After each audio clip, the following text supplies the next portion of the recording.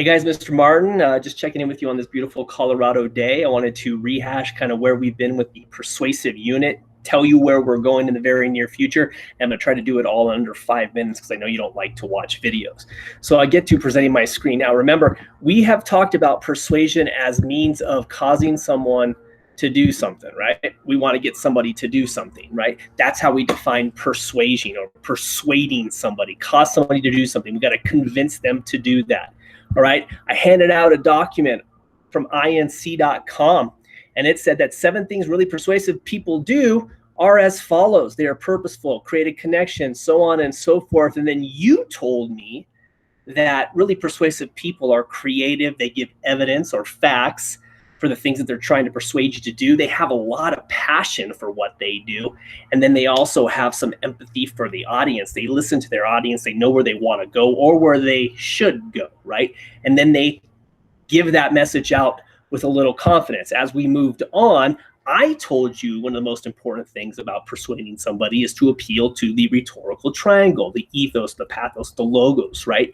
You have to present yourself as an ethical speaker. We have to trust you, right? The audience has to have emotion for what you're saying. You got to get them invested. And then your message has to be based in some sort of fact. Now, you can have fun with it, but remember, you should have an ulterior motive if you're telling jokes or you're trying to be silly, because once again, your message is the entire reason you're trying to persuade somebody to do something.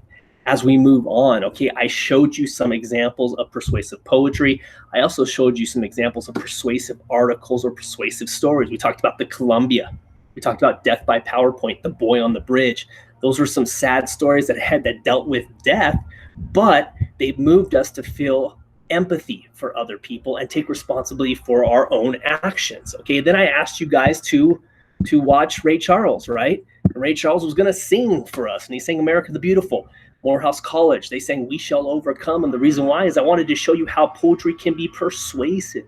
It can persuade people to do amazing things, create epic things, right? I love this. I love that song. I love both songs. And then, okay, I gave you guys that poem, My Generation. And the poem, for better lack of a better way to put it, was supposed to flip your perception of persuasion, right? You can do one thing one way and then change it entirely and persuade your audience to feel a certain way.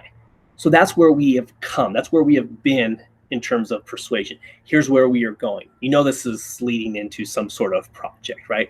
I'm actually, guys, going to ask you guys to craft something now for me. You're going to create a project of persuasion.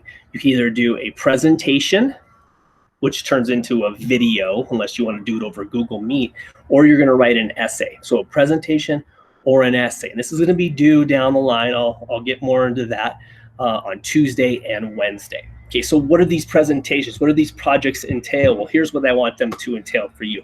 I want to be persuaded with creative and passionate arguments. That's it.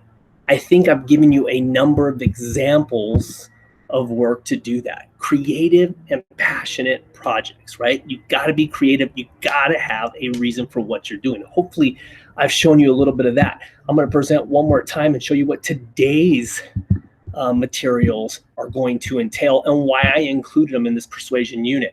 Okay, I'm presenting my screen. This is the video I want you guys to watch today.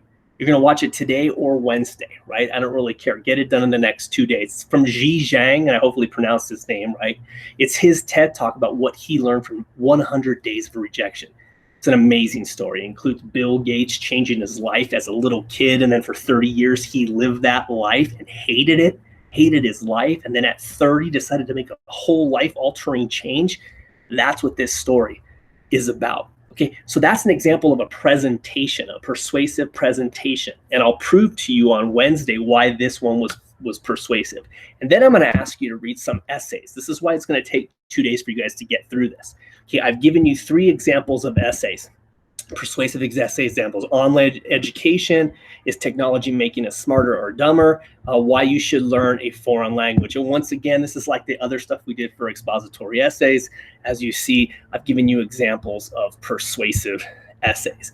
Now, I will try to write my own in the next couple days and give you a sense of what I would do with a persuasive essay. Just one more example of what you can do. Because remember, ultimately, you're going to have to create a project for me that shows me that you understand what persuasion is all about. And remember, all I want to do is be persuaded with creative and passionate arguments. Now, don't get ahead of yourself. We're going to talk about that on Tuesday and Wednesday. Today, I want you to watch the video, the TED Talk. I want you to read some of the essays, okay? Then check back in with me at midweek, and we'll talk about the final project for this persuasion unit, all right? That's where we've been.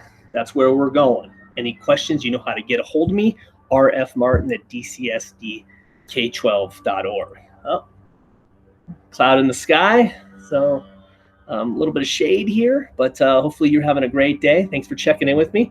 I'm going to turn off the recording now and see if I was able